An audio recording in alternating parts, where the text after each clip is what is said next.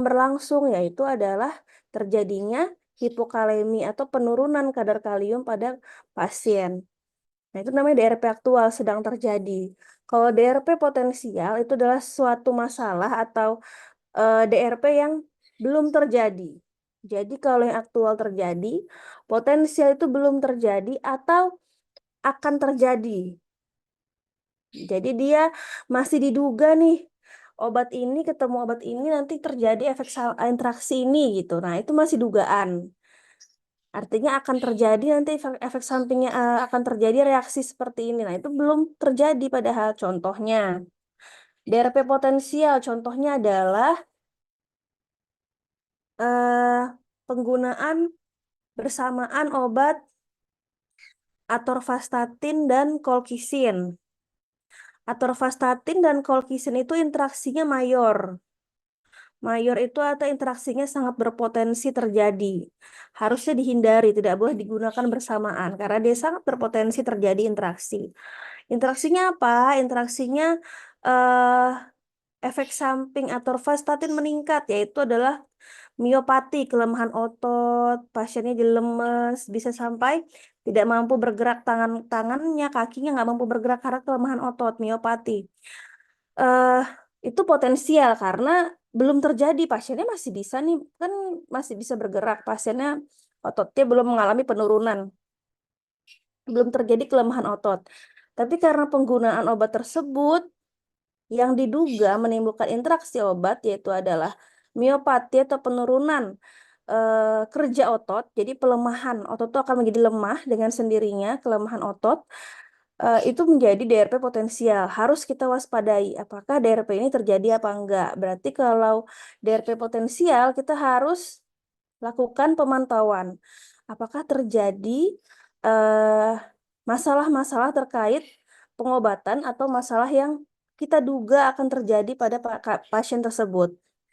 Kemudian apalagi DRP potensial contohnya adalah eh, penggunaan secara bersamaan interaksi antara biasanya interaksi obat yang potensial karena bisa terjadi bisa enggak antara moxifloxacin antibiotik golongan fluoroquinolone dikombinasikan dengan obat ondansetron atau kombinasinya yang enak apa ya? Amiodaron. Moxifloxacin, obat golongan fluoroquinolone, antibiotik fluoroquinolone, dikombinasikan dengan amiodaron. Amiodaron itu obat aritmia jantung atau obat yang untuk mempertahankan nadi. Jadi nadinya pasien itu tinggi, diturunkan sama amiodaron. Yang takikardi, yang serangan jantung. Nah, itu biasanya bisa dikasih amiodaron. Dia mempertahankan atau menjaga nadi pasien. Moxifloxacin ketemu amiodaron itu adalah terjadi peningkatan efek samping dari penggunaan amiodaron, yaitu prolongkiti. Penggunaan prolongkiti itu adalah interval EKG antara gelombang P sama Q itu meningkat. Jadi prolongkiti, dia panjang P sama Q-nya. Nah, kalau seandainya gelombang P sama Q itu memanjang, itu efeknya adalah pasiennya menjadi takikardi, nadinya tuh tinggi di atas hampir menyentuh 200. Kan nadi itu normalnya 80 sampai 120 tuh udah normalnya, tapi ternyata pasiennya karena terjadi efek peningkatan efek samping karena interaksi obat tadi, maka sampai tuh 180 tuh dadanya tuh sampai kelihatan kalau dia berdenyut. Nah, itu DRP potensial yang harus diwaspadai atau diawasi.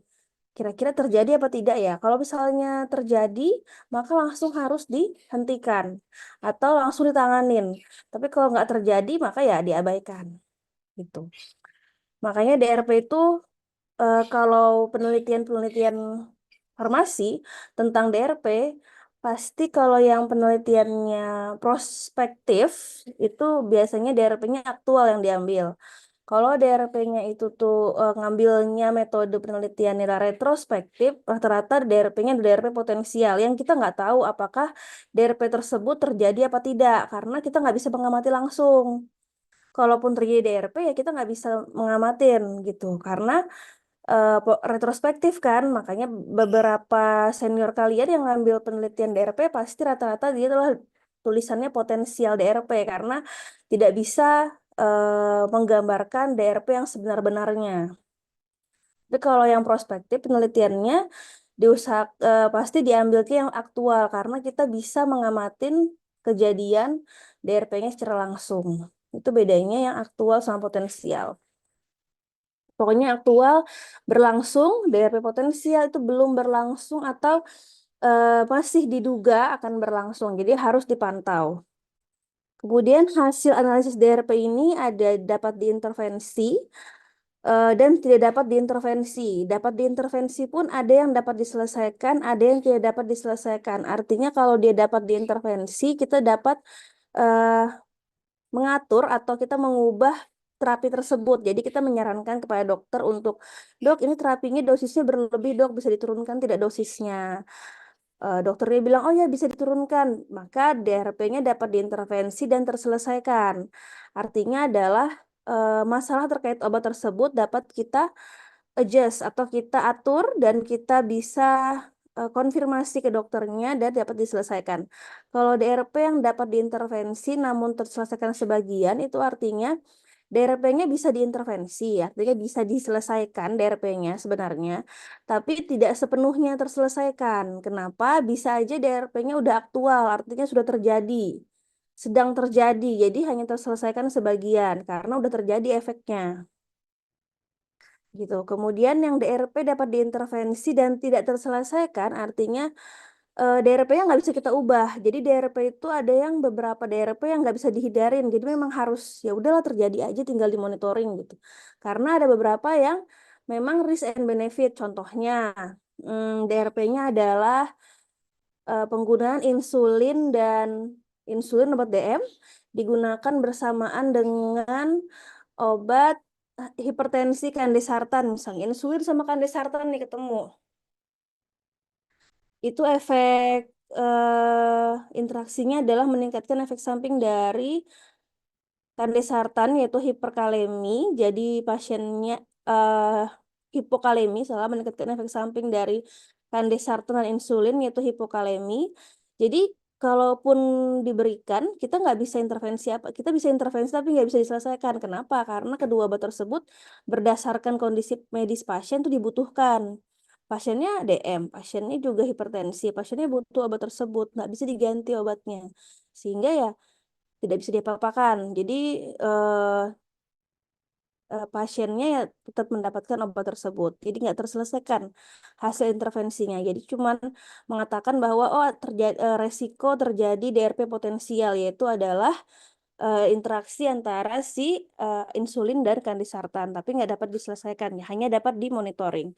Kalau tidak dapat diintervensi, artinya adalah DRP-nya ditolak sama dokter. Misalnya kalian bilang, dokter dosisnya berlebih nih dok, terus dokternya bilang, ah nggak apa-apa, nggak berlebih kok itu sesuai aja gitu. Berarti tidak dapat diintervensi, nggak dapat diintervensi DRP-nya karena masalahnya tidak terselesaikan kan, karena tidak dapat diintervensi kan, nggak bisa intervensi masalah terkait obat tersebut.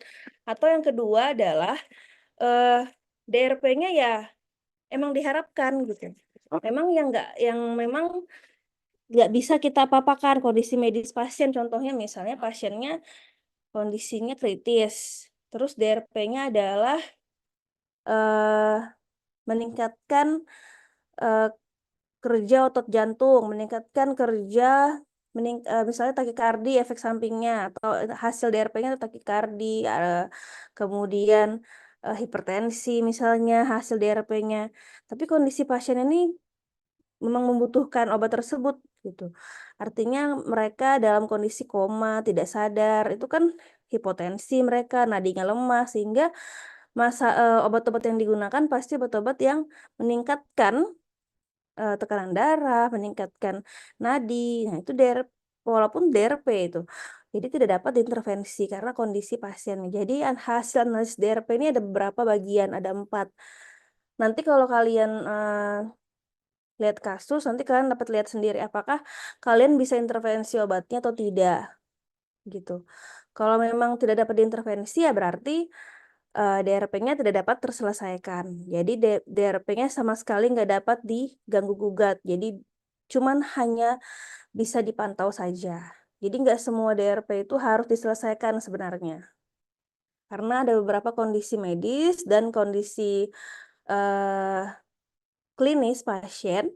Misalnya kondisi saat ini pasiennya sedang koma kah, pasiennya kondisi penyakitnya memang tidak memungkinkan untuk kita intervensi. Jadi ya memang tidak dapat diintervensi. Jadi hal-hal yang berhubungan dengan DRP tidak selamanya itu harus diselesaikan. Ada yang tidak terselesaikan. DRP ada yang dapat dihindari dan DRP yang tidak dapat dihindari. Jadi sehingga hanya perlu penanganan. Jadi maksudnya yang DRP eh, tidak dapat diintervensi. Jadi kita nggak bisa ngapa-ngapain lagi gitu loh. Pasti terjadi DRP-nya karena obat tersebut digunakan. Contohnya penggunaan Arixtra. Arixtra itu fondaparinux. Fondaparinux itu diberikan pada pasien yang STEMI atau pasien jantung. Fondaparinux itu untuk antikoagulannya wajib diberikan. Tapi penggunaan antikoagulan itu punya efek samping yaitu adalah bleeding atau perdarahan. Perdarahan, jadi efek sampingnya bleeding. Jadi kalau pasiennya bleeding ya kita nggak bisa menghindari. Jadi kalau sudah bleeding, terjadi bleeding, baru obatnya dihentikan. Jadi nggak bisa kita menghindari efek samping. Kita tahu efek sampingnya itu. Tapi kita nggak bisa menghentikan obat tersebut. Pakai fondaparinux nih pasiennya. Efek sampingnya perdarahan, berarti jangan dikasih. Nggak bisa, karena fondaparinux itu merupakan goal treatment atau first line terapi pada pasien yang serangan jantung, STEMI. Nah, nggak mungkin nggak diberikan. Jadi tetap harus diberikan. Mau nggak mau diberikan, hanya perlu penanganan jika terjadi DRP. Jadi kalau terjadi DRP diapain? Terjadi bleeding. Obatnya tadi kan efek sampingnya bleeding atau perdarahan. Apa yang harus dilakukan? Yang harus dilakukan hentikan obatnya. Kemudian kalau perdarahan kan nggak mungkin kita berikan loh obat di pasiennya. Nanti malah anemia kalau perdarahan. Jadi dihentikan obatnya sampai perdarahannya hilang. Gitu, diganti obat yang lain. Kemudian ada juga DRP, ada yang dapat dicegah dan tidak dapat dicegah. Ini contohnya tadi yang seperti interaksi obat, ya kan? Ada yang dapat dicegah, interaksi obatnya antara tadi atorva sama kolkisin, dapat kita cegah. Kita bilang aja, Pak, kolkisinnya diganti dok sama allopurinol, efek interaksinya tidak ada. Jangan pakai kolkisin dok, gitu. DRP dapat dicegah. Ada yang nggak dapat dicegah. Nggak dapat dicegah misalnya tidak dapat diganti sama sekali obatnya tadi atorvastatin sama kolkisin nih. Mau diganti sama kolkisnya diganti sama obat yang lain. Nggak bisa. Kenapa? Karena pasiennya sedang dalam kondisi GOT akut. Kolkisin itu diberikan pada kolkisin itu obat asam urat. Diberikan pada kondisi akut. Jadi pada saat bengkak-bengkaknya kaki pasien, naiknya kadar asam urat itu sangat-sangat tinggi. Itu bukan dikasih allopurinol, tapi dikasih kolkisin. Wajib dikasih itu selama 7 hari. Nah, itu nggak bisa dicegah karena memang goal treatmentnya kalau untuk yang akut dikasihnya obat tersebut. Nanti nggak dapat dicegah. Berarti kalau nggak dapat dicegah bagaimana? Hanya dipantau, dimonitoring. Apakah terjadi interaksinya? Kalau tidak terjadi, ya berarti nggak masalah. Tapi kalau terjadi, baru kita tanganin. Jadi memang beberapa DRP ada yang mau tidak mau kejadian dan baru kita tanganin. Jadi memang hal itu tidak bisa dihindari ya, karena kan tadi saya sudah bilang kondisi medis pasien dan penyakitnya mempengaruhi DRP juga. Faktor resikonya dari pasien, dokter, farmasi, atau obat itu sendiri. Kenapa dari pasien? Ada pasien-pasien yang tidak patuh minum obat karena ketidakpatuhan masuk dalam DRP. Jadi banyak pasien yang minum obatnya sembarangan, salah minum obat, atau dia malah tidak minum obat sama sekali, sehingga tidak tercapai keberhasilan terapi. Kenapa bisa tidak minum obat menyebabkan DRP? Karena kan tujuan dari pemantauan terapi obat, tujuan dari DRP itu adalah,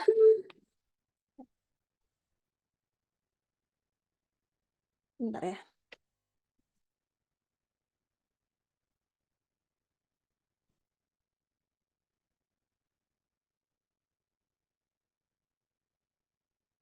Karena tujuan dari DRP itu adalah mencegah terjadinya atau menurunkan terjadinya kegagalan terapi.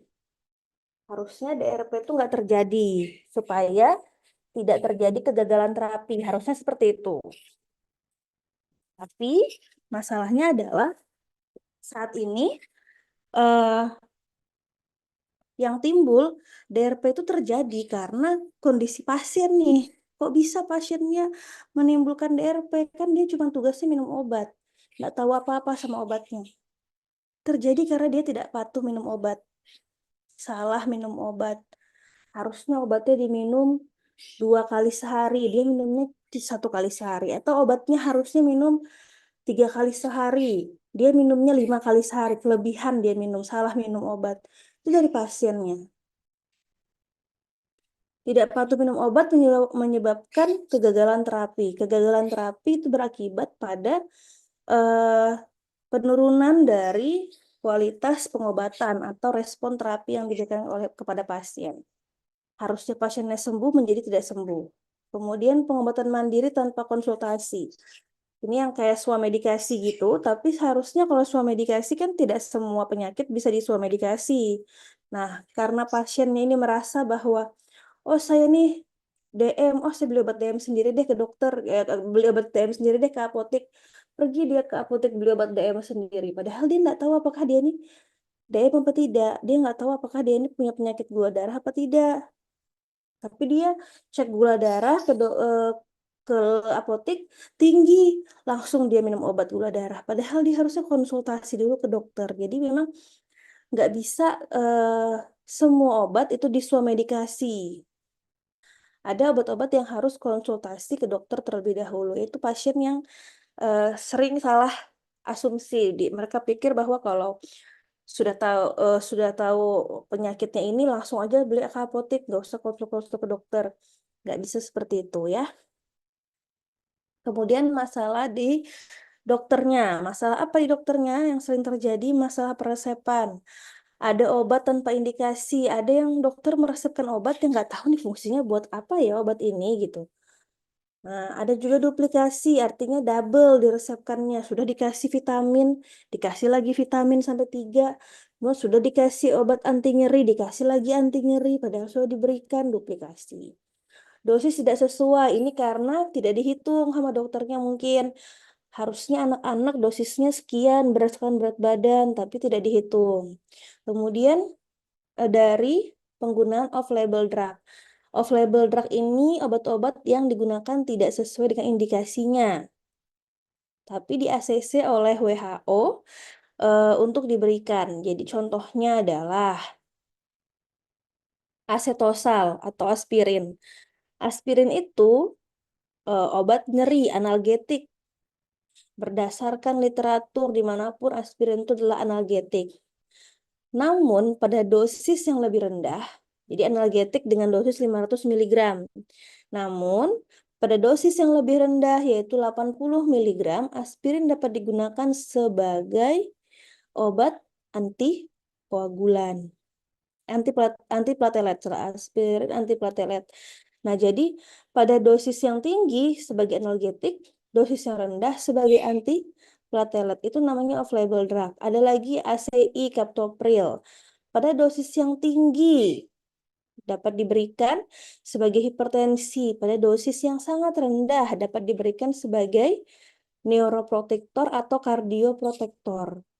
Nah, jadi banyak off-label drug yang saat ini tuh beredar atau di ACC oleh WHO penggunaannya, tapi ada juga beberapa off-label drug yang belum di ACC penggunaannya. Jadi jangan sampai semua obat dikatakan off-label, enggak semua. Paracetamol, dosis tinggi paracetamol bisa menyembuhkan eh, pasien ginjal, tidak ada. Dosis tinggi paracetamol yang menyebabkan hepatotoksik.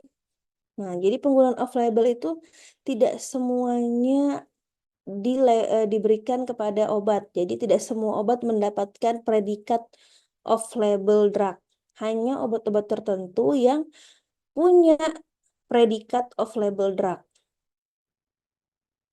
Nanti kalian akan belajar lagi tentang off label ini mungkin di pharmaceutical care 3 atau 4 gitu.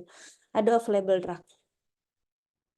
Kemudian farmasi, dispensing obat seperti salah mengambil obat. Jadi masalah terkait DRP, salah ambil obat, salah baca resep, salah kasih obat. Jadi pas dispensing, nyiapin obat, harusnya yang diambil captopril, yang kalian ambil ramipril. Harusnya yang diambil asam tranexamat, yang diambil asam mefenamat. Salah. Salah membaca resep. Harusnya yang diambil vitamin B kompleks, yang diambil vitamin B6. Karena dokternya nulis Fit BC. Kalian bacanya Fit B6. Salah baca resep. Kemudian kesalahan dalam memberikan obat dan informasi pengobatan. Farmasinya salah memberikan, jadi apoteker itu salah memberikan obat. Nggak di screening dulu obatnya, apakah sesuai nggak sih dengan resepnya, sesuai nggak buat pasiennya. Informasinya juga salah diberikan. Harusnya informasinya diberikannya mungkin nih obatnya insulin. Harusnya informasinya diberikan insulin ini diberikannya subkutan, kemudian disuntikan di lengan ya. Tapi dia nggak memberikan informasi harus diputar lengan kanan, kiri, di perut, di paha depan, paha belakang harus diputar pemberiannya, tidak boleh di tempat yang sama terus-menerus. Nah, farmasinya tidak memberikan itu, jadi akhirnya pasiennya di tangan terus suntikan insulin, informasinya salah. Jadi kalau di tangan terus pemberiannya bagaimana? Luka di tangannya, ada jejas atau bekas luka yang akhirnya membuat obat itu nggak bisa masuk lagi di sana gitu karena luka tadi. Terus obat tidak tersedia. Sering tuh farmasi pasien gagal dapat obat karena apa? Karena farmasi nggak ada obatnya. Pas mau dokter meresepkan, farmasi nelpon dokternya, dokter mohon maaf obatnya kosong. Tidak ada obatnya, diganti obat yang lain saja dok. Nah, kan obatnya tidak tersedia. Itu sering juga terjadi. Kemudian, tapi DRP-nya belum ke pasien. Itu DRP-nya dapat dicegah. Kemudian obat itu sendiri, artinya ada kontraindikasi, interaksi obat atau ROTD. Kontraindikasi berarti tidak sesuai penggunaannya atau tidak boleh digunakan untuk kondisi pasien tersebut. Contohnya misal penggunaan korampenicol, antibiotik korampenicol pada ibu hamil. Kontraindikasi, tidak boleh memberikan korampenicol pada ibu hamil. Nanti pasien bayinya lahir itu bisa Gray syndrome, jadi pasiennya ada sindrom gitu. Kemudian apalagi tetrasiklin juga nggak boleh, jadi antibiotik nggak bisa sembarangan sama ibu hamil, jadi bisa menyebabkan cacat janin. Nah, terus interaksi obat. Tadi contohnya atorvastatin, kolkisin, moxifloxacin, sama amiodaron itu interaksi obat. Insulin, kandesartan itu interaksi. Reaksi obat yang tidak diinginkan. Efek samping. Udah belajar ISO, udah tahu kan kemarin sudah dijelaskan tentang interaksi obat dan efek samping obat. Jadi saya tidak perlu jelaskan terlalu dalam. Jenis-jenis DRP dari 1 sampai 8 ini sudah pernah saya bahas juga di Pharmaceutical Care 1. Indikasi tanpa terapi yaitu adanya pengobatan yang tidak diberikan kepada pasien. Artinya harusnya pasiennya itu membutuhkan pengobatan tertentu tapi tidak diberikan. Contohnya pasiennya demam, suhunya 38. Tapi tidak ada dikasih obat paracetamol sama dokternya, berarti ada indikasi tanpa terapi. Terapi tanpa indikasi itu diberikan obat, tapi tidak diketahui untuk apa obat tersebut digunakan. Kemudian dosis berlebih, kelebihan dosis kurang, atau dosisnya di bawah dosis maksimum, di bawah dosis minimum, di bawah dosis terapi, jadi tidak maksimal efeknya. Reaksi obat yang tidak diinginkan atau efek samping obat, interaksi obat, pemilihan obat tidak tepat, dan gagal menerima obat. Ini adalah DRP dari PCNE. Jadi ini cipol yang kita pakai, 8 ini masih. Tapi nanti kalian akan terus belajar untuk kalian berubah ke DRP dari pakai PCNE. Jadi awal-awal kita pasti pakai yang 8 ini dulu. Indikasi tanpa terapi, terapi tanpa indikasi, dosis berlebih, dosis kurang, ROTD atau reaksi obat yang tidak diinginkan, interaksi obat, pemilihan obat tidak tepat, dan gagal menerima obat. Nanti kita akan mulai belajar untuk pakai PCNE, DRP dari PCNE. Ini dari Pharmaceutical Care Network Europe, jadi dari Eropa itu dia punya klasifikasi DRP sendiri yang saat ini banyak sekali digunakan dalam penelitian-penelitian tentang DRP. Kita banyak pakainya yang PCNE karena dia kenapa banyak digunakan? Karena lebih lengkap. Di sini kalau yang Cipol, yang dari Cipol yang tahun lama di tahun 2000-an itu cuma 8. Tapi kalau pakai PCNE itu ada 5 domain utama dan hampir ada 40 DRP yang dianalisis.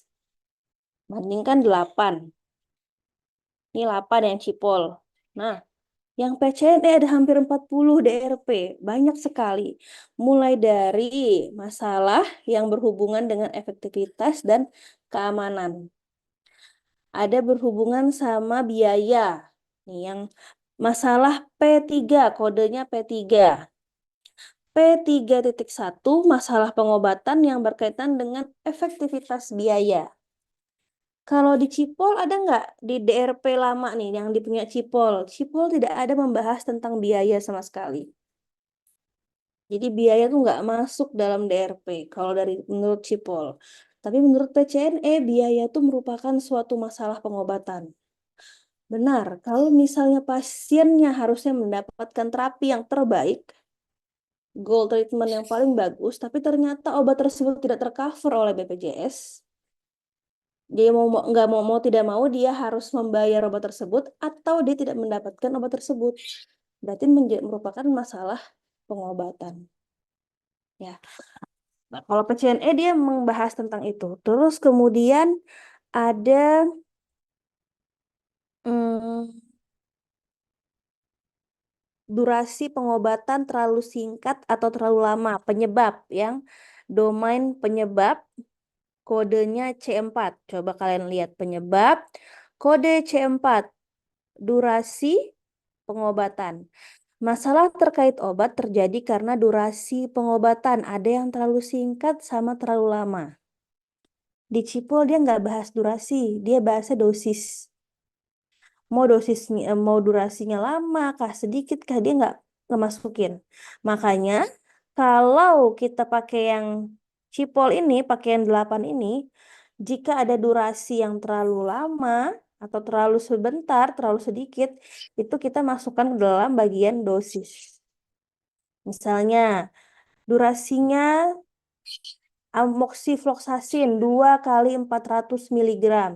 Moxifloxacin itu tidak boleh diberikan 2 kali sehari. Moxifloxacin itu one daily. Antibiotik yang eh, concentration depending. Time depending, salah time depending. Berarti dia berpengaruh terhadap waktu. Dia hanya one daily, 1 kali sehari. Dosisnya harusnya cuma 1 kali 400 mg. Berarti itu kalau kita masukkan di Cipol, itu dosis berlebih. Kalau 2 kali 400, kita masukkan dalam dosis berlebih. Tapi kalau di PCNE, dia tidak masuk dalam dosis berlebih. Terapi masuk dalam durasi pengobatan terlalu lama karena dia 2 kali aturan regimen. Dia masuk dalam sini regimen dosis terlalu sering C3.4. Bukan dosis terlalu rendah atau tinggi, tapi masuknya ke regimen dosis ke aturan. Terlalu sering 2 kali, harusnya cuma 1 kali. Kalau durasi itu misalnya moxifloxacin durasinya cuma 7 hari. Tapi digunakan 14 hari. Kalau kita pakai DRP lama, itu masuknya dosis berlebih. Karena 14 hari penggunaan. Kalau kita masuknya ke PCNE, Dia masuknya durasi pengobatan terlalu lama, C4.2. Nah, nanti ini awal-awal kita Pharmaceutical Care 1, DRP yang akan kalian bahas, cuman masalah yang kalian tampilkan cuman ini aja masih. 8 DRP, tapi nanti terus makan Pharmaceutical Care panjang ya sampai semester 6. Nah, itu nanti kalian akan berubah pelan-pelan berjalan ke PCNE, ke versi PCNE. Jadi kalian akan diajarkan dua versi. Awal-awal versi yang Cipol ini, baru versi yang PCNE. Jadi saya perkenalkan dari awal udah ya tentang PCNE, bisa dibaca. Nanti kalau ada yang tanyakan silakan ditanyakan. Nah, kalau misal di PCNE itu ada intervensinya, coba kalian lihat. Di sini ada rencana intervensi I0, I1, I2, I3, I4. Yang mau diintervensi siapa? Dokternya kah? Pasiennya kah? Obatnya kah? Nah, itu ada. Terus ada penerimaan intervensi. Intervensinya dapat diterima nggak? Dapat terselesaikan tidak? Kalau di DRP tidak diketahui intervensinya. Nanti DRP ini bahasnya di plan, baru kelihatan intervensinya terselesaikan apa tidak. Kemudian dia tidak ada bahas intervensi di 1 sampai 8 menurut Cipol. Tapi kalau di PCNE dia membahas masalah intervensi. Nah, jadi nanti kalau ada intervensi di kasus, misalnya kasus kalian, pasien tidak patuh minum obat, berarti harus ada intervensi nih. Intervensinya kepada pasien, berarti lihat di kolom I2. Kode I2 pada tingkat pasien. Pasiennya nggak patuh minum obat, berarti bagaimana ya?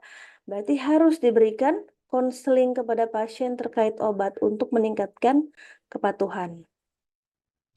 Next, ini adalah indikasi tanpa terapi, jadi saya jelasin dulu. Ini yang PCNE ya, pokoknya DRP yang Cipol sama PCNE-nya berbedanya banyak. Yang pertama adalah bagian intervensi, ada beberapa bagian yang dilakukan, terus yang di Cipol tidak ada. Yang kita pelajarin untuk praktikum hari ini masih yang pakai Cipol, yang 1 sampai 8. Indikasi tanpa terapi adalah diagnosa pasien telah ditegakkan tapi tidak ada obat yang diresepkan atau ada keluhan yang belum diterapi. Namun tidak semua keluhan dapat diberikan terapi. Contohnya pasien nyeri dada pada penyakit jantung. Nyeri yang dirasakan tidak perlu diberikan antibiotik, cukup obat jantung aja. Kenapa? Karena kan nyeri nih. Jangan sampai, oh pasien nyeri, kasihan analgetik. Kan nyeri dada. Kalau nyeri dada ya kasih obat jantungnya diberikan, nyeri dadanya hilang. Nah, indikasi tanpa terapi yang tepat itu seperti apa? Contohnya ini, pasien datang ke dokter dengan keluhan batuk berdahak 3 hari terakhir, disertai dengan demam. Pasien didiagnosa demam dan batuk. Pasien diberikan terapi NAC kapsul 3 kali 200. Apakah DRP? DRP-nya adalah pasiennya demam belum diterapi. Pasiennya kan bilang dia demam nih. Pasien didiagnosa demam dan batuk. Dia didiagnosanya demam dan batuk. Obat yang dikasih cuma NAC 3 kali 200 miligraman, obat demamnya tidak ada. Nah, berarti harusnya diberikan terapi paracetamol. Kemudian terapi tanpa indikasi, pasien mendapatkan obat yang tidak diperlukan. Contoh, Tuan B mengeluhkan sakit kepala dan nyeri lutut di 2 hari terakhir.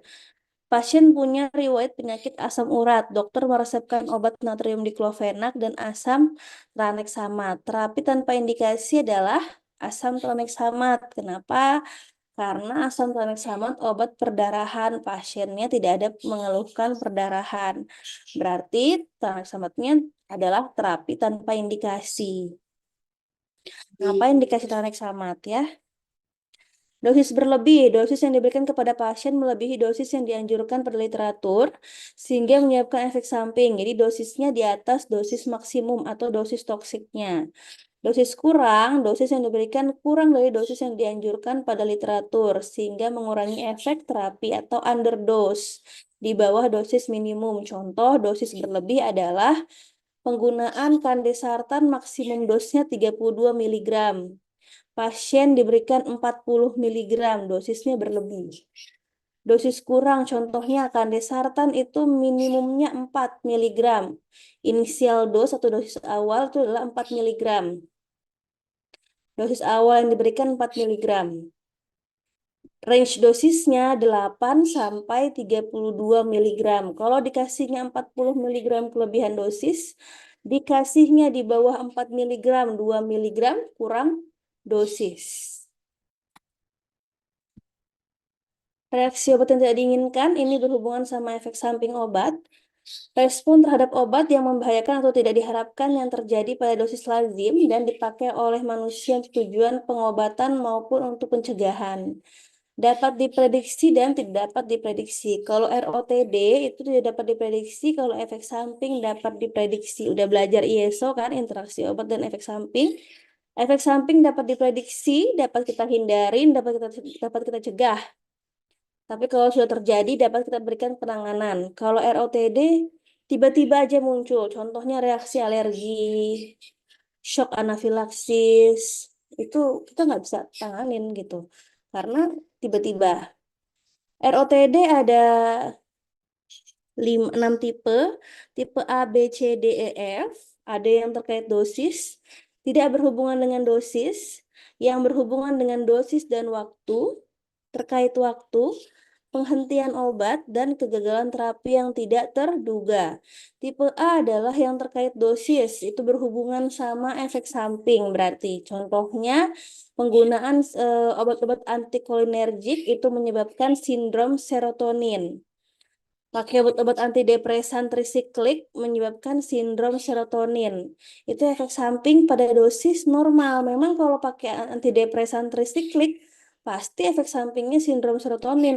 Udah terbaca dan udah ada literaturnya bahwa dia terjadi efek samping tersebut. Bisa kita monitoring. Itu reaksi terkait dosis. Efek samping masuk dalam reaksi terkait dosis. Reaksi yang tidak berhubungan dengan dosis adalah alergi atau shock anafilaksis. Kenapa? Mau dikasih sedikit, dikasih banyak pun tetap terjadi reaksi alergi. Contoh pasien pakai NSAID, ternyata ruam-ruam kulit. Jadi mau dikasihnya sedikit atau banyak tetap terjadi reaksi alergi. Itu tipe B. Tipe C, reaksi yang berhubungan dosis dan waktu. Contohnya adalah penggunaan kortikosteroid jangka panjang. Sudah dosis, dia berhubungan sama dosis dan waktu ya, udah dosisnya terakumulasi dalam jangka panjang, waktunya juga lama. Nah, itu adalah reaksi ROTD tipe C. Contohnya penggunaan kortikosteroid metilprednisolon selama 2 bulan untuk pasien-pasien autoimun. Pasien autoimun kan rutin ya pakai obat kortikosteroid. Nah, dia pakai rutin selama 2 bulan misalnya, akumulasi dosis. Panjang tuh jangka panjang, banyak dosisnya pasti kan terakumulasi. Kemudian apa terjadi apa? Terjadi resiko penekanan adrenal, terjadi resiko keropos tulang, penggunaan kortikosteroid jangka panjang gitu. Jadi reaksi yang berhubungan dengan dosis dan waktu. Reaksi terkait waktu ini tidak berhubungan sama dosis, tapi berhubungannya sama waktu. Contohnya adalah obat-obat antipsikotik yang digunakan dalam jangka waktu yang lama. Nggak berhubungan sama dosis. Misalnya terjadi apa? Tardif dyskinesia atau pasien-pasien yang pakai antipsikotik ketergantungan. Itu reaksi terkait waktu karena penggunaan waktu yang lama. Penggunaan obat-obat narkotika dalam jangka panjang, reaksi terkait waktu, tipe D. Reaksi penghentian obat, contohnya obat-obat golongan opiat. Makanya ada beberapa obat yang kalau dihentikan harus pelan-pelan, nggak boleh langsung di stop. Diturunkan obatnya secara perlahan. Contohnya pada penggunaan obat-obat psikotik diazepam. Rutin pakai selama 2 minggu diazepam. Ketika kemudian dihentikan sama dokternya, tiba-tiba dihentikan, pasiennya bisa malah insomnia, bisa malah pusing-pusing gitu. Penghentiannya pelan-pelan. Oh, misalnya awalnya diberikannya sekali sehari selama 2 minggu berturut-turut. Oh, berarti diturunkan 1 kali 0,5 turunkan 1 kali 0,25. Kemudian yang awalnya setiap hari diberikan turunkan menjadi seminggu 2 kali diberikan. Pelan-pelan turunkannya. Kegagalan terapi ini akibat dari meningkat atau menurunnya kemanjuran terapi ini karena efek eh, obat atau karena kondisi medis pasien. Misalnya dia harus didialisis. Kalau didialisis itu kan dia obatnya terdialisis keluar cuci darah. Dialisis itu cuci darah. Jadi kalau cuci darah obatnya keluar kan, jadinya itu akhirnya gagal terapinya. Makanya ada obat-obat yang diberikan setelah hemodialisis. Kemudian atau menurunnya efek antibiotik karena resistensi. Ini contohnya penggunaan amoksisilin yang tidak tepat misalnya. Pasiennya sudah resistensi, dikasih lagi amoksisilin, sudah tahu resistensi, dikasih amoksisilin, tidak akan efek obatnya. Makanya penggunaan antibiotik harus tepat agar tidak menimbulkan kegagalan terapi. Interaksi obat ada dua atau lebih obat yang digunakan pada waktu bersamaan. Jadi ada obat yang digunakan pada waktu bersamaan dan memberikan efek yang saling berinteraksi.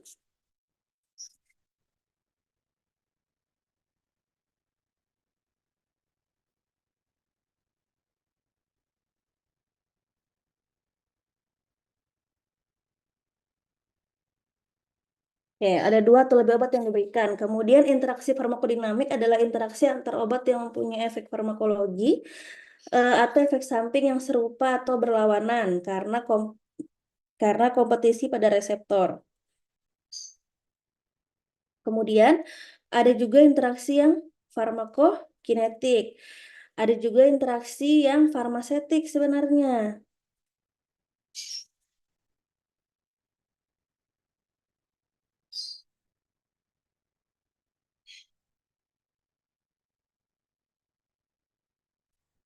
Jadi ada farmakodinamik, ada farmasetik, dan farmakokinetik. Kalau farmasetik nggak saya masukkan di sini karena itu nanti berhubungan sama dispensing. Interaksi farmakodinamik adalah interaksi antar obat yang mempunyai efek farmakologi atau efek samping yang serupa atau berlawanan. Jadi kalau farmakodinamik itu efeknya bisa sinergisme atau bisa antagonisme. Sinergisme itu contohnya amlodipin sama kandesartan. Kalau kalian searching, interaksinya moderate farmakodinamik.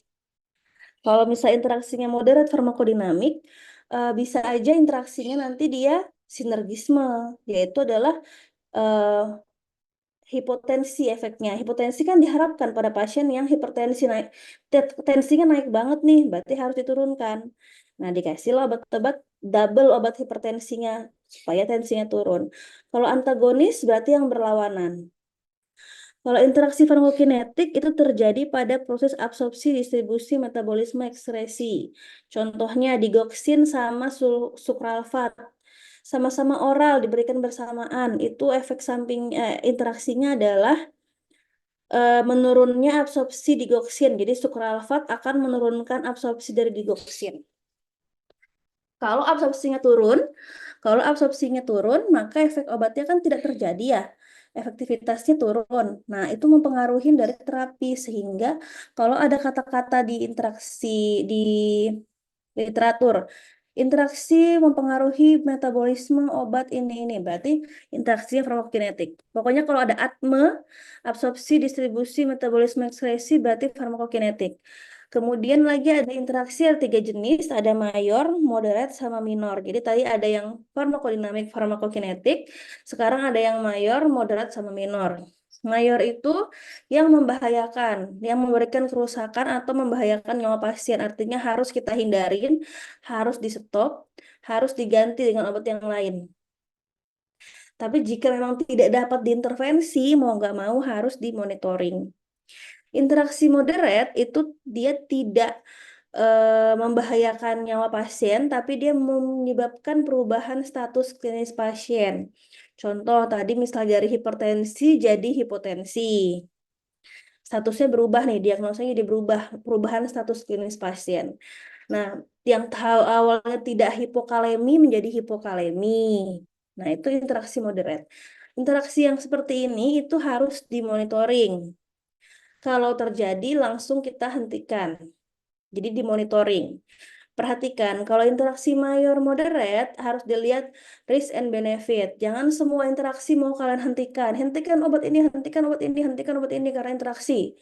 Lihat resiko dan keuntungannya. Kalau keuntungannya lebih besar dibanding resikonya, atau efek dari interaksinya itu lebih rendah dibanding manfaatnya. Ini kalau obat yang nggak saya berikan, pasiennya kolaps, pasiennya kena serangan jantung, mau tidak mau diberikan daripada dia meninggal karena serangan jantung, daripada kita menunggu interaksi yang bisa terjadi bisa enggak. Nah, jadi memang harus dilihat risk and benefit. Kalau lihat interaksi obat tuh harus lihat resiko dan manfaatnya. Interaksi minor itu efek samping yang tidak terlalu mengganggu atau ada efek dari interaksi yang tidak terlalu mengganggu maksudnya, sehingga tidak perlu memerlukan terapi tambahan atau tidak perlu monitoring khusus. Jadi kalau minor abaikan.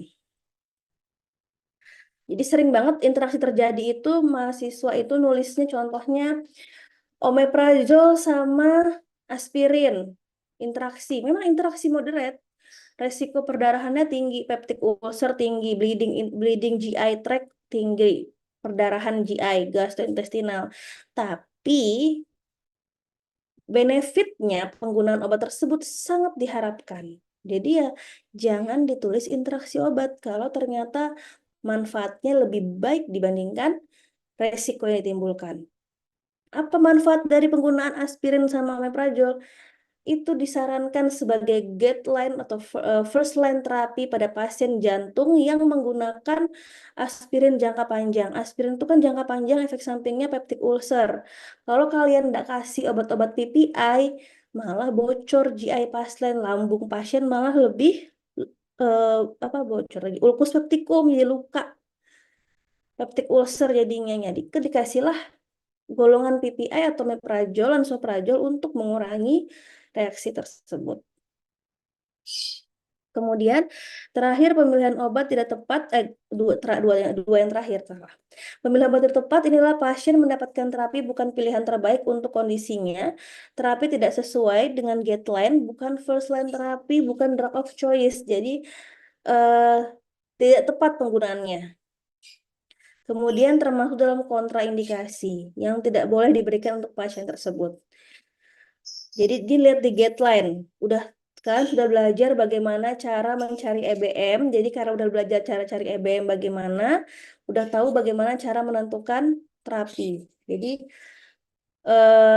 pemilihan obat yang tepat kalian lihat di guideline sesuai apa tidak. Gagal menerima obat ini kalau kondisinya pasien tidak patuh minum obat, obat tidak tersedia, atau kondisi pasien tidak patuh minum obat, pasti obatnya nggak masuk kan ke pasien, makanya gagal menerima obat.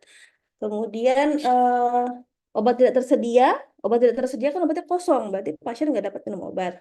Dapat kalian hindarin DRP-nya, cari penggantinya. Dapat diintervensi, kalau obat tidak tersedia ini dapat diintervensi. Kondisi pasien tidak mampu minum obat ini tidak dapat diintervensi. Mau bagaimana? Masa mau paksa pasiennya minum obat, padahal dia nggak bisa menerima obat? Nggak bisa kalau intervensi, mau tidak mau diganti dengan obat yang lain. Pasien koma, nggak bisa nelan obat kan, suruh pasiennya bangun. Pak bangun Pak, saya kasih minum obat oral dulu. Nggak bisa. Jadi kan nggak bisa diintervensi, oleh karena itu kan harus ganti dengan obat yang diberikan secara intravena supaya tetap bisa diberikan ke pasien. Pencegahan DRP dengan cara apa? Pencegahan DRP dengan menghindari penggunaan obat yang beresiko tinggi terjadi efek samping obat. Awasi obat yang menimbulkan gejala baru bagi pasien. Pasien datang dengan keluhan sakit jantung, nyeri dada, STEMI, nyeri dada dia. Datang-datang nyeri dada. Pas dirawat, ternyata pasiennya terjadi BAB hitam, muntah darah, kemudian mimisan, karena penggunaan obat-obat jantung yang antikoagulan, antiplatelet. Resikonya kan perdarahan. Nah, diawasin obat-obat yang memang menimbulkan gejala baru, beresiko menimbulkan gejala baru bagi pasien. Sesuaikan dosis berdasarkan usia, BB, dan kondisi klinis pasien. Jadi kalau anak usianya pediatrik, ya pakai dosis pediatrik. Anak-anak usianya geriatri, lansia, pakai dosis lansia. Kemudian kondisi klinis pasien, pasiennya gagal ginjal, harus di penyesuaian dosis, lakukan penyesuaian dosis, turunkan dosisnya. Kemudian hindari interaksi obat. Nah, kalau dapat hindari interaksi obat. Kalau ternyata Nggak bisa nih interaksi obatnya mau tidak mau harus terjadi karena saya membutuhkan interaksi obatnya karena yang sinergisme untuk menurunkan hipertensi pasien tadi kan kasusnya yang sinergisme berikan. Tapi kalau nggak bisa kalau bisa dihindari, hindari. Hentikan obat yang tidak diperlukan. Jadi yang obat-obat berlebih yang harusnya nggak diberikan dihindarin. Kemudian berusaha meningkatkan kepatuhan pengobatan.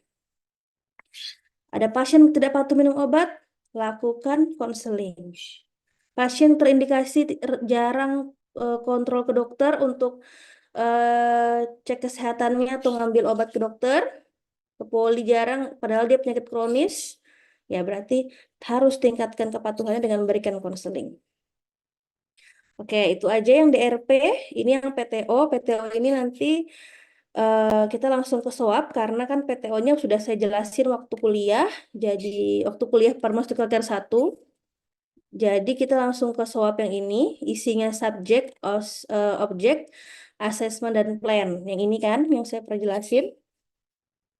Oke, subjek itu isinya adalah, jadi kalian nanti akan praktikum, akan menuliskan tentang SOAP yang akan saya berikan ke kalian. Swabnya adalah semua informasi yang berasal dari pasien atau keluarga pasien. S itu subjek adalah semua keluhan. Objek itu adalah semua TTV, semua hasil lab, semua hasil data pengobatan pasien saat ini. Assessment itu DRP, plan adalah hasil dari atau saran kalian dari DRP yang terjadi. Jadi subjek itu adalah semua informasi dari pasien atau keluarga pasien, baik itu keluhan penyakit, riwayat penyakit keluarga, riwayat sosial, kebiasaan pasien sehari-hari, riwayat pengobatan pasien, dan riwayat alergi. Non-reproducible itu artinya dia tidak dapat diukur. Jadi saya nggak tahu nih kalau pasiennya bilang, keluhannya pusing. Emang saya bisa ngukur pasiennya pusing seperti apa? Kan saya tidak merasakan pasiennya pusing bagaimana. Itu namanya subjektif, nggak dapat diukur. Kalau dia bilang pusing, ya udah kita iyain aja pusing. Karena kita nggak bisa mengukur atau menilai pusingnya pasien. Kalau misalnya dia bilang, saya nyeri. Nah, nyeri itu dapat diukur. Ada skala nyeri. Makanya nyeri itu masuk dalam objektif. Nanti ada skala nyeri dari 1 sampai 10. Berapa nilai nyerinya, Pak? 5. Tulis skala nyeri di objektif 5. Karena dapat diukur. Kemudian demam. Pasiennya bilang, ih saya badan saya panas ini. Katanya. Saya meriang, menggigil. Subjektif menurut kalian, tapi itu datanya masuk objektif. Kenapa? Karena suhu dapat diukur. Kasih termometer, oh suhu 39 berarti tinggi. Masuk objektif. Tapi kalau hal yang tidak dapat kalian ukur, nggak dapat kalian jamin kebenarannya, masuk dalam subjek. Riwayat penyakit keluarga. Kan kalian nggak tahu kalau misalnya orang pasiennya bilang ibu saya tidak ada penyakit apa-apa, bapak saya tidak ada penyakit apa-apa sebelumnya. Tapi kita tidak tahu kan betul apa tidaknya. Nah, itu subjek. Makanya riwayat masuk di subjek karena kita nggak tahu betul apa tidak. Objek itu adalah yang dapat terukur. Semua yang dapat diukur, tekanan darah, data lab, hasil pemeriksaan fisik, hasil ronsen, dan lain-lain. Kemudian asesmen. Kemudian asesmen ada deskripsi singkat dan lengkap tentang masalah terkait pengobatan pasien. Ini tentang DRP. Asesmen ini semua hal isinya adalah drug related problem. Yang mana yang di asesmen? Yang di asesmen adalah yang ini. 8 ini yang di asesmen. Ya. 8 ini yang kalian asesmen. Itu masuk di sini bagian asesmen. Plan itu adalah rekomendasi berupa terapi farmakologi maupun terapi non-farmakologi berserta konseling dan KIE dari asesmen yang telah kalian tentukan. Ya, jadi kalau ternyata asesmennya dosisnya kurang, paracetamol dosisnya adalah 500 sampai 4 gram, pasiennya dapat 100 miligram, berarti dosisnya kurang. Dosis kurang, paracetamol dosis range dosisnya 500 sampai 4 gram. Pasien diberikan 100 miligram, dosis kurang. Plan, naikkan dosis paracetamol 500 miligram. Monitoring. Monitoringnya apa? Kalau paracetamol obat apa sih? Obat demam. Berarti monitoringnya apa? Suhu. Monitoring suhu pasien. Konselingnya apa atau KIE? KIE paracetamol apa? KIE paracetamol. Berikan jika perlu atau jika demam. Kalau nggak demam, tidak perlu diminum. Itu plan. Jadi asesmennya apa? Plannya itu adalah rekomendasi dari hasil asesmen. Ini contohnya. Oke, di sini ada kasus Tuan A usia 55 tahun, riwayat penyakitnya psoriasis plak kronik sejak usia 16 tahun. Tidak pernah sembuh total dari penyakit ini. Dia telah menggunakan berbagai terapi topikal selama bertahun-tahun. Akan tetapi tidak ada satupun yang dapat benar-benar efektif. Sejak 2 tahun yang lalu, perlahan-lahan sakitnya ini berkembang menjadi artritis di persendian tangannya. Dengan tanda awal deformitas pada area sendi. Dia telah mencoba sejumlah obat penghilang rasa nyeri dan NSAID, tapi ternyata tidak ada yang mampu meredakan nyeri dan kekakuan sendi yang dialaminya. Saat ini Tuan A minum anti malaria kloroquine karena dia akan berlibur ke daerah Papua yang merupakan daerah endemi malaria. Berdasarkan diagnosa dokter, tingkat keparahan psoriasis pasien termasuk severe. Hasil pemeriksaan medisnya terlampir TD, nadi, respirasi, dan suhu. Terapi yang digunakan saat ini natrium diklofenak dan salep hidrokortison.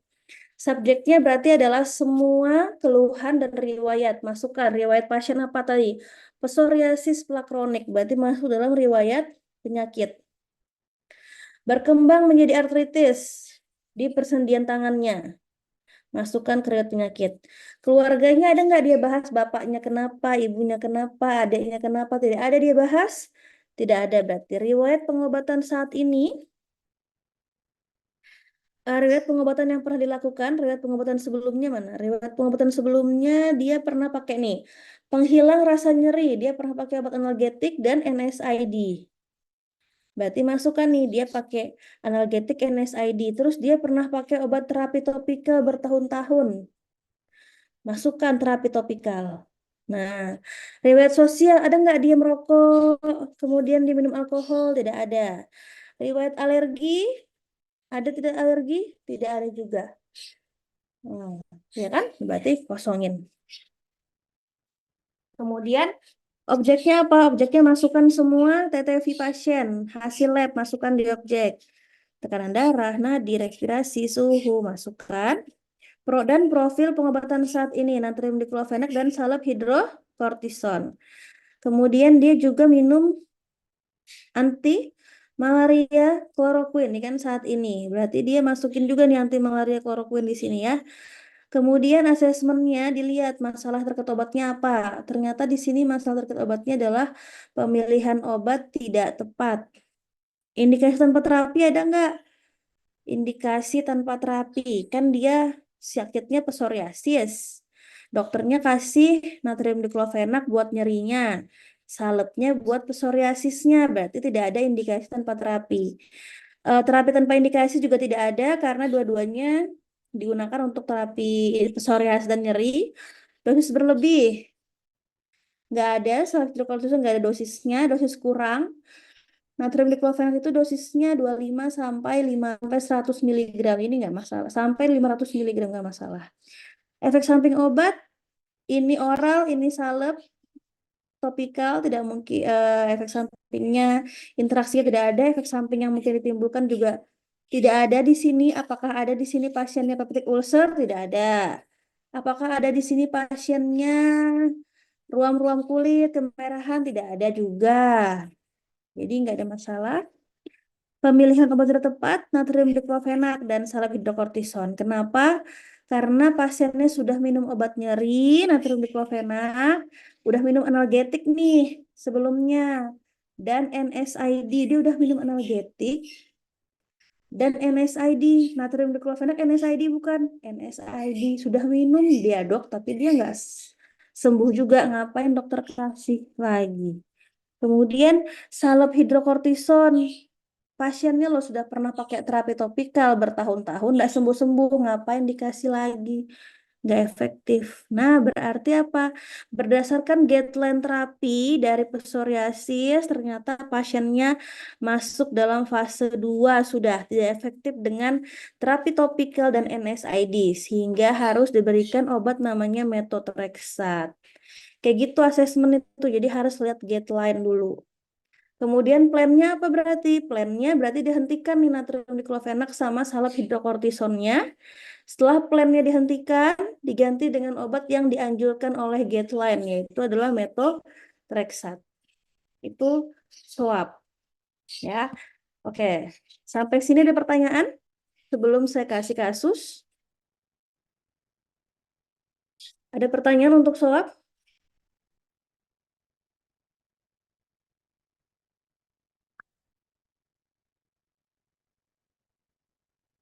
Sudah paham ya, ngerjakan swabnya berarti ya, SOAP. Saya cuma minta swab.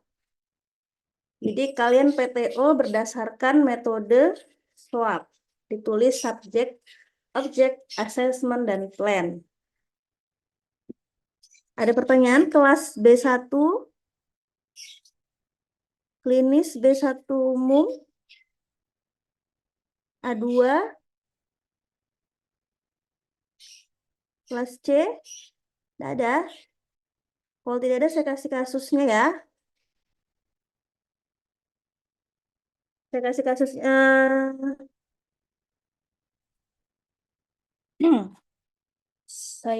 Ini kasusnya ada di PPT-nya. Ini studi kasus. Ada di PPT-nya sendiri. Tuan FS berusia 50 tahun, BB 70 kg, tinggi badannya 170 cm, masuk ke rumah sakit dengan keluhan pusing dan batuk kurang lebih seminggu. Pasien memiliki riwayat hipertensi sejak 5 tahun yang lalu. Pasien mengaku merokok 1 pak per hari. Ibu pasien memiliki riwayat hipertensi. Pasien sampai saat ini mengkonsumsi kaptopil dan tidak patuh minum obat. Hasil pemeriksaan TTV pasien di IGD adalah tekanan darah 180 per 60, nadi 90, respirasi 20, dan suhu 38. Pengobatan yang diberikan kaptopil, kandesartan, kodein, dextrometorphan, lansoprazol. Bagaimana rencana pelayanan kefarmasian yang akan dilakukan? Analisis menggunakan metode SWOT. Buat ininya. Buat subjeknya seperti ini yang saya tuliskan formnya ini. Keluhan, riwayat penyakit, riwayat pengobatan, riwayat sosial, riwayat alergi, riwayat penyakit keluarga, pemeriksaan fisik, data labnya apa aja, pemeriksaan penunjangnya apa aja dari studi kasus yang ini. Profil pengobatan saat ini apa aja yang didapatkan oleh pasien, asesmennya, mulai dari indikasi tanpa terapi, terapi tanpa indikasi, dosis berlebih, dosis kurang, efek samping, interaksi obat, pemilihan obat tidak tepat, dan gagal menerima obat. Plannya adalah hasil dari asesmen ini. Dosisnya kurang, plannya berarti tambahkan, naikkan dosisnya. Monitoringnya apa? KIE-nya apa? Jadi di plan ini, di plan itu harus ada monitoring dan KIE. Kalian tambahkan monitoring dan KIE-nya seperti apa ya? Itu kasusnya. Kasusnya ada jam berapa? Kasusnya sebenarnya ada 2, tapi saya kasih satu kasus dulu. Saya lihat satu kasus dulu. Kalau kalian nanti kita sambil praktikum, nanti saya ke ruangan, ke lab, kemudian nanti saya coba diskusikan kasus kalian ini, kita diskusi sama-sama. Kemudian baru kita lanjutkan ke kasus 2. Tapi kalau kasus 1 masih terhambat, tidak bisa kita lanjut ke kasus 2. Kasus 1-nya harus selesai dulu, baru bisa ke kasus 2. Jadi kalian punya waktu menyelesaikan studi kasus yang pertama ini dengan metode SOAP ini. Waktunya saya kasih 1 jam. Kemudian kita diskusi.